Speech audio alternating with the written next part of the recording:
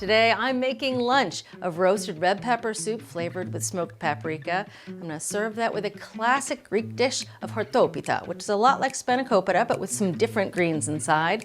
And I'm going to follow it up with an old school dessert of lemon snow. And this type of lunch is perfect for something like a book club or a garden party because it serves a lot of people but the flavors are interesting. We're going to get started with the lemon snow because it takes the longest. And if you've never had it, you're in for a treat because it is like a chilled lemon souffle with meringue and a potent lemon flavor. And just before serving, you drizzle it with a chilled vanilla custard sauce, and it is out of this world. So to start, you need to bloom some gelatin, which takes about 5 minutes. So this is a 1/4 cup of water over which I sprinkled 2 teaspoons of gelatin. I've let it sit, and you can see it's pretty solid. That just hydrates the gelatin. Now we're gonna melt it with some boiling water. So you want a cup of boiling water. So now I'm gonna whisk in the boiling water and melt the gelatin. And this 2-step method for hydrating and melting gelatin just ensures that it will work properly in the finished dessert. Now to flavor this, we're gonna add a teaspoon of grated fresh lemon zest, 1/3 of a cup fresh lemon juice, a cup of sugar, and a pinch of salt. Just wanna whisk it, make sure all that sugar is dissolved. All right, so there we have our mixture. Gonna cover it with plastic wrap, and now this has to chill in the refrigerator for at least 2 hours before we make the snow. Okay, so let's get started on the Hortopita, which, as I mentioned, is a lot like Spanakopita, but horta means greens, and so it's similar with layers of phyllo and some feta, but the greens, instead of spinach, use a variety. And today I'm gonna use some kale, some Swiss chard, and some dandelion greens, which have a lovely tender texture and slightly bitter flavor. So we're gonna have to cook these greens before we chop it up and mix it with everything else in the filling. And you want a total of about 1 1/4 pounds of greens. And then you want to stem the greens. You're just ripping out any tough stems. You can do this with a knife or with your finger. And we're going to cook them. Now, the kale takes a little longer to cook than the Swiss chard and the dandelion. The kale takes 4 minutes. The other greens take 2 minutes. So I'm going to give these greens a 2-minute head start. Over here, I have a big pot of boiling water. And to it, I'm going to add a good amount of salt. And in go the kale.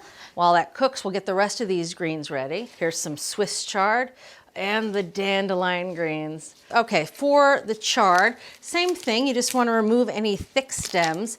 They'll just stick out in the filling and bust through the phyllo dough and make a little hole. So you don't want those. I will save these stems though, chop them up and put them in my scrambled eggs. I love chard stems. All right, set these chard stems aside. It's been 2 minutes. Time to add the rest of these greens and we'll cook them for another 2 minutes. Okay, while the greens cook, time to slice up some leeks. Just 2 leeks. We're gonna slice them nice and thin. Now the thing about leeks is they're very dirty, so I find it best to prep them first and then wash them. So you wanna cut off the dark green parts. To slice them thin, you just wanna slice the leek lengthwise.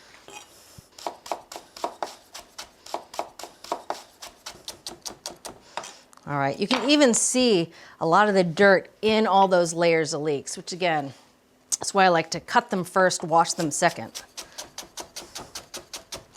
Straight into a salad spinner they go. All right, these leeks are ready to be washed and these greens are ready to be drained. All right, time to drain these greens. Whew, steam bath. Now you can see these greens have wilted down significantly. I'm just running them under cold water to stop the cooking. All right, those greens are nice and cool. Now one of the problems with making Hortopita is that these greens get really wet and they sog out the phyllo. So what you want to do is take them in your hands and really just squeeze out as much of the liquid as you can. All right, that's pretty good. While we're here, we might as well rinse those leeks. So I love prepping the leeks first and then washing them because they're grown in sandy soil and that sand really gets into all the layers. So it's easier to wash them after you've cut them. It really gets all the sand out. All right, that's it for the leeks and the greens. Time to make the filling. First thing we're gonna do is get these leeks cooking. So back in the pot on the stove. So here I have 3 tablespoons of olive oil. I'm gonna put it over medium heat. Want that oil to shimmer just a little bit before we add the leeks. All right, in go the washed leeks. I'm also gonna add 3 cloves of garlic to the pot, right through the garlic press, into the pot with the leeks, and a little salt and pepper. All right, so we're gonna let the leeks and the garlic cook about 5 minutes until they're nice and softened. All right, now these greens that we cooked and rinsed and squeezed dry, I know we had this big bowl when we started and now it's this little tiny mound, but this mound makes it perfect to chop them into small pieces, which is really nice for a filling. That way you don't get any, long stringy bits as you're eating.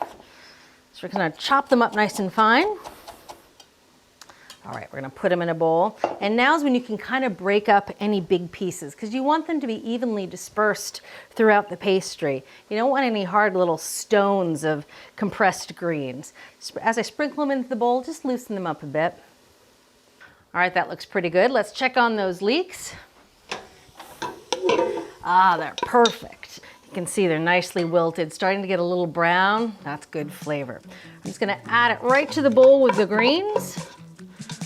All right, just gonna set these aside, let them cool for a bit, get cleaned up, and we can make some soup. Love our in-depth reviews? Get the latest from our reviews team delivered straight to your inbox. Our well-equipped cook newsletter provides top product picks, no-nonsense buying guides, and must-try recipes. No extra fluff, just the smartest ways to shop, save, and cook. Sign up for free now at americastestkitchen.com/newsletter. All right, it's time to make the roasted red pepper soup. And not surprisingly, you have to roast your own peppers. You really don't want to buy the store-bought ones for this. Now, it's pretty easy to do at home. You simply take the peppers. This recipe requires 8 peppers. You want to flatten them, put them over 2 rimmed baking sheets that are lined with aluminum foil. You want to broil them one at a time. It takes about 10-15 minutes for those peppers to get really good and blackened. And then when they come out from under the broiler, you put them right in a bowl, cover them with saran wrap and let them steam. And that's how you get peppers that really lift their skin right away. And you can see there's a little bit of that charring underneath the skin on the flesh. That's what gives this soup a really good flavor. So just using my hands, you can just peel that skin right off. All right, that's the hard work. And actually, if you are having lunch and you're having people over, you can do this well ahead of time. These peppers will hold for at least 2 days in the fridge before you make the soup. Okay, gonna set these aside. They're gonna go into the pot in a little bit. We're gonna get started by cooking some garlic. So we're gonna start with a tablespoon of olive oil in the bottom of a soup pot. And I'm gonna put this over low heat. Because what I'm gonna do is I'm gonna slow cook the garlic. Just 2 cloves of garlic right into the pot using garlic press. We're gonna let the garlic cook slowly. It gets golden, it gets sticky, and it develops this deep, rich flavor that I love, especially in this roasted soup. It adds to that roasted flavor. So this takes about 10 minutes or so. Okay, while that cooks, let's chop up an onion. I'm gonna use a red onion. Cutting onions, if you're a crier, red onions don't make you cry as much as a good old yellow onion. But my mother, my mother's eyes, it looks so painful when she cuts onions. So this is what my father's done for my mother. He has an onion cutting day. And he'll spend a couple hours to buy a big bag of yellow onions. He'll peel them all, he'll cut them all precisely, and he'll measure them into freezer bags. Because 1 cup of chopped onion is 1 onion. And you can use them right out of the freezer, right into a hot pot. He's basically ensuring he gets soup. All right, so there's the onion. I didn't cut it too precisely. That's because this is a pureed soup. It's all going in the blender at the end anyway. All right, now back to the peppers. I'm gonna chop them coarsely. Again, size and precision really doesn't matter with this because the soup's gonna be pureed anyway. Now as the peppers sit here, especially after you remove the skins, you'll see some of the juices start to collect in the bottom of the bowl. That is liquid gold. Don't dump that. Make sure that gets into the soup pot because that is the roasted flavor that makes this soup taste amazing. All right, gonna put those chopped peppers right back in the bowl using the largest bench scraper ever. My favorite bench scraper. I haven't named it yet. To be named. All right, now let's take a look at that garlic. Here's the garlic. You can see it's golden, it's sticking together, straw colored. That is perfect. All right, time to add the onions.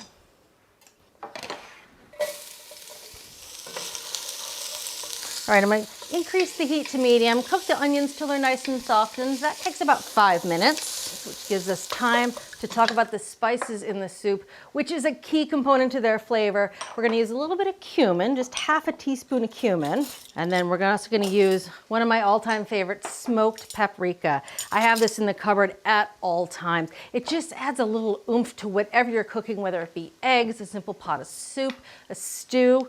And the recipe calls for half a teaspoon, but I love this spice so much. I've been known to add just a bit more because I can't get enough. I'm also gonna measure out just a little bit of flour. This is all-purpose flour. Just need about a tablespoon.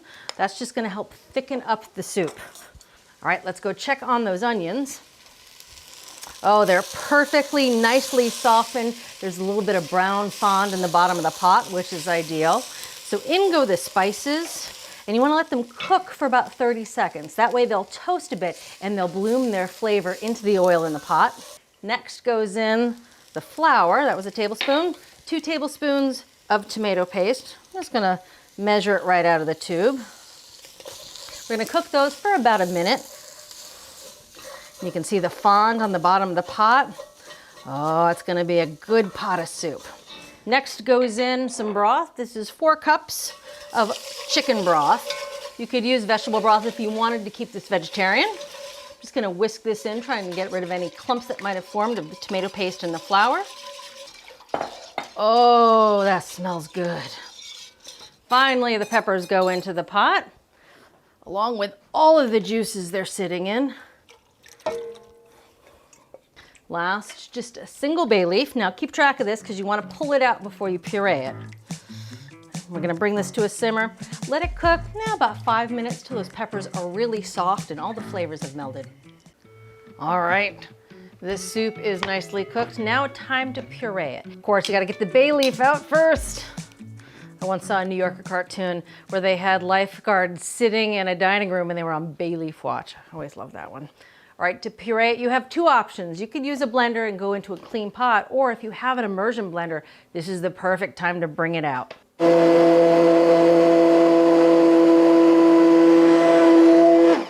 All right, that looks pretty good, nice and smooth. If you want an absolutely silky smooth soup, you probably should use a blender. This will have just a little bit of texture, which is my favorite. All right, so the soup up to this point can also be made ahead. We're gonna finish it with cream and sherry just before serving. But before you add it, the soup can hold in the fridge for at least 2 days. All right, the soup is good up until this point. I'm gonna put it back on the stovetop and get ready to make some snow.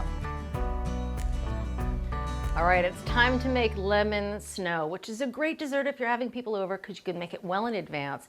And it's also so old, it's new again. People will be surprised at the combination of the vanilla sauce with that lemony meringue. So to get started, we're gonna make the sauce. This is a standard custard sauce, and this is 1 1/4 cups whole milk.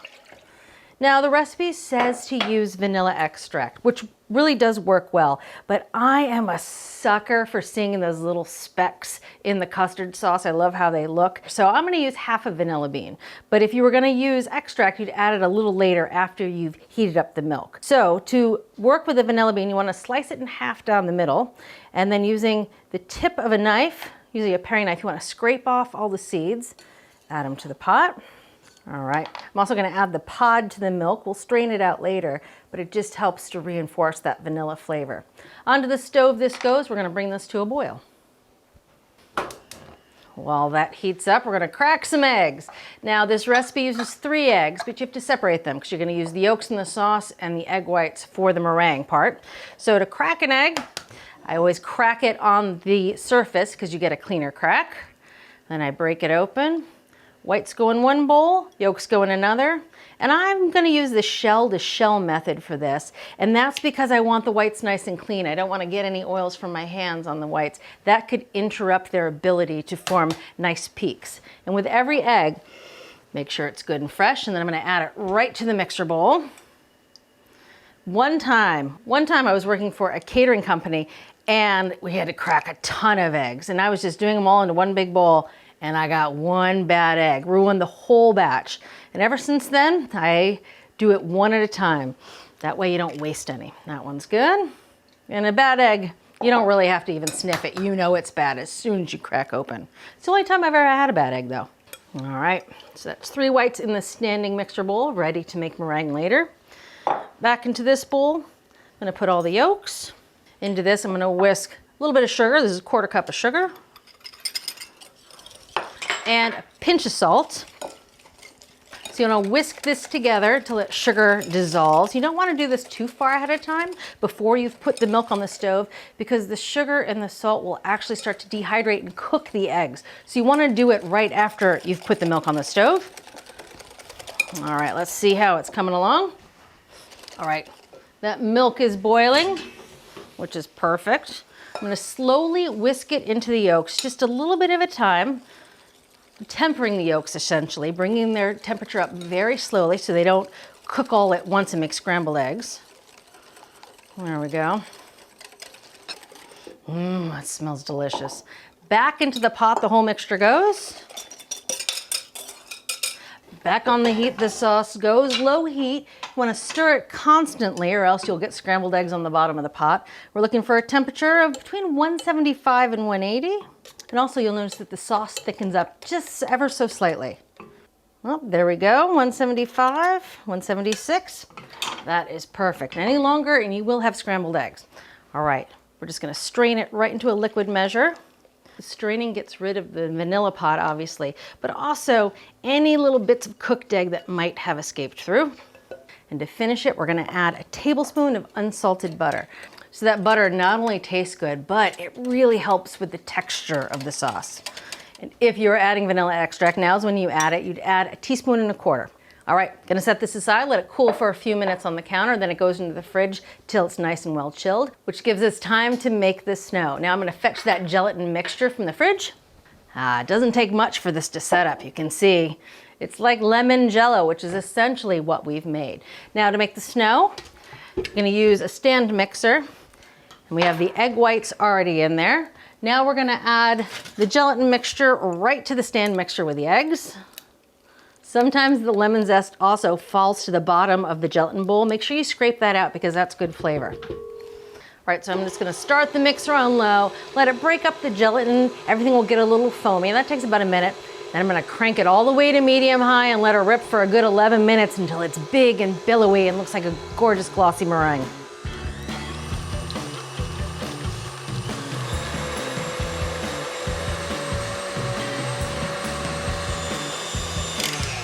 All right, that looks pretty good. It grows so incredibly as it whisks. And again, that does take at least 11 minutes. Some mixers, it might even take a bit longer. And you're looking, well, the recipe says soft peaks, but I found over the years that a slightly stiffer peak, a peak that curves over gently, is really what you want because it'll hold up really well in the fridge. All right, and to serve it, I like putting it into glasses. I've seen recipes that just chill this and then to serve it, they scoop it out of the bowl, but the gelatin in there will set up. So it looks prettier if you scoop it into the glasses first. Also, one time I did a lot of food for a wine tasting and it was a good 80 people. And you can portion this into teeny little glasses. They sell all sorts of small dessert glasses and some of them are even plastic, makes it really easy for cleanup. And this little bite of lemon snow with a custard on it was brilliant, just as a little sort of palate cleanser. All right, those are ready for the refrigerator. They need to chill for about 2 hours. Now, you could cover them if you want to, but I don't want to ruin these snow caps that I have going on, so I'm not going to cover it. The covering just prevents any off flavors from the fridge from getting into the egg whites, but I'm going to put this in my very clean downstairs fridge.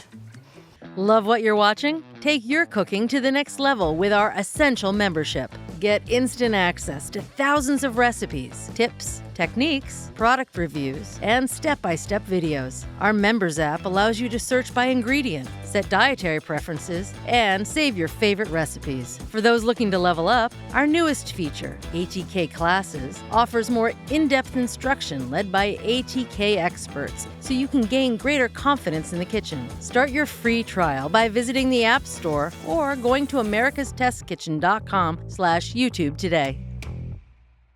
All right, it's time to make the Hortopita. Here are those greens that are nice and cooled. We're gonna add some more flavor. Here I have 1/3 cup of chopped fresh dill, 3 tablespoons of chopped fresh mint, and 1.5 cups of crumbled feta. Now, fetas can vary dramatically at the supermarket. Be sure to taste the feta and rinse it if it's really salty. I made this once without checking the feta and the thing was almost on the edge of too salty, so it really matters. All right, gonna add 2 eggs. Just wanna break them up a little bit before you add them to the bowl. In they go. A little bit of salt, a little bit of pepper.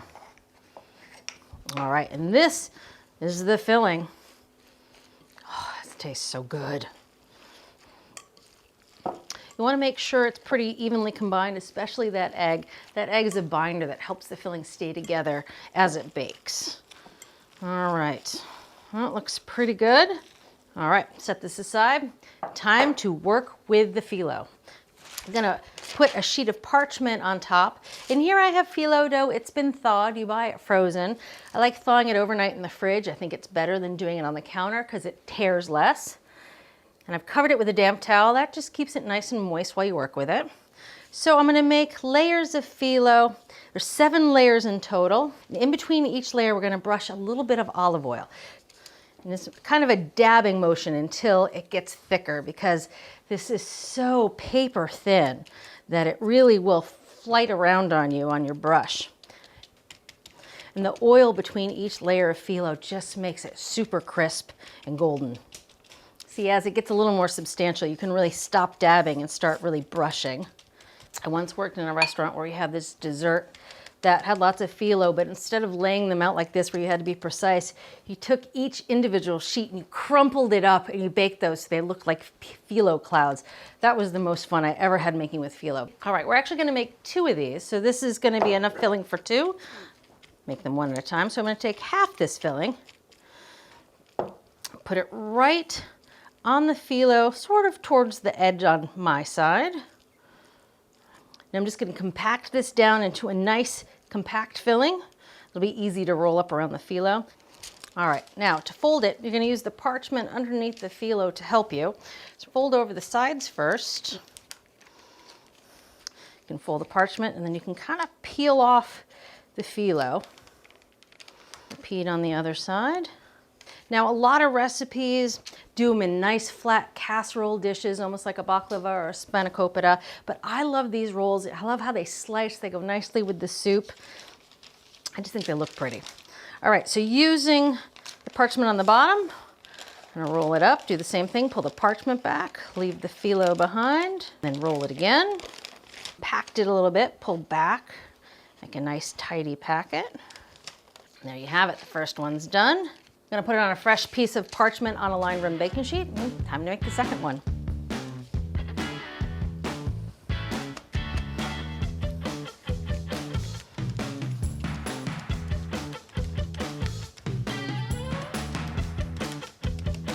All right, second one's done. Now, before they go into the oven, I'm gonna do just a few more things. I wanna brush the exterior with olive oil. That way you make sure it gets good and golden in the oven. Next, we're gonna make a few vent holes down the length of each. That just allows for the steam to escape so they don't blow up as they bake. So I like using a serrated knife, little slashes down the length. All right, last we're gonna garnish them with some seeds. Now, sesame seeds is always good. I'm also gonna use some nigella seeds because the combination I think looks pretty, but I also love the deeper flavor of the nigella seeds. So that's a teaspoon of sesame seeds, a teaspoon of nigella seeds. All right, into a hot oven these go, 400 degrees. Takes about 35 to 40 minutes until they're nice and golden brown and cooked through. Oh, aren't those beautiful? Nice and crisp and golden. I'm gonna let them cool a little bit while we finish the soup. So here I have some cilantro. Cilantro is gonna go in the soup, but it's also gonna go in a sauce that we're gonna put with the soup, like a crema. So I'm gonna need about 3 tablespoons of minced fresh cilantro. All right, that looks pretty good. So I'm gonna make a little crema drizzle that we'll put on top of the soup, and that's with sour cream. This is 3/4 of a cup of sour cream. Gonna loosen it with a little bit of milk, about a 1/4 cup of milk. Gonna season it with a little bit of lime juice, about a tablespoon or so of lime juice. Looks pretty good. A little salt and pepper. And about a tablespoon of the chopped cilantro. All right, that's good. Now I've been reheating the soup on the stove top. So to finish the soup, we're gonna add 1/2 cup of half and half. A little bit of dry sherry, about 2 tablespoons, thereabouts. A little goes a long way with sherry. I love adding dried sherry to a nice pureed soup. Works in so many cases. Just adds a little bit of zing, a little bit of sweetness. Last, gonna stir in the rest of the cilantro. It's about 2 tablespoons. Okay, that's about it. As they used to say in my house growing up, soup's on. All right, first, I'm gonna slice into one of these. Now I'm gonna slice it on the bias. I found using a serrated knife makes it a little easier. Oh, the smells coming out of this as I slice into it are unbelievable. Hi, Ziggs. Just in time, are we? Time for lunch? All right, time to portion up some soup. Drizzle with a little of the crema, and by a little I mean a lot because this stuff is so good, especially on top of the soup. Oh, pretty. And what goes lovely with a lunch like this is a nice Riesling. Now this Riesling I have here is German. When you buy Riesling, there's a wide variety of sweetness levels. And if you want one that's on the dry side, not sweet, there's one word you need to look for, and that is trocken. See it right there? That means it's nice and dry. And Rieslings go really nice with food that's a little spicy or has a little smoky flavor. It really complements it. All right, try a little soup. The flavor of the roasted red peppers, it's smoky, all that nice smoked paprika, a little bit of cumin, and of course the fresh cilantro cream on top. You could serve this with a fork and a knife, but I gotta tell you, I love picking up this with my hands, doing a little dip in the soup. The flavor of the filling is so unique with the kale and the Swiss chard and the dandelion greens. It tastes like spring. The Riesling is a perfect pairing. And of course, the best way to follow up a meal like this is with that lemon snow.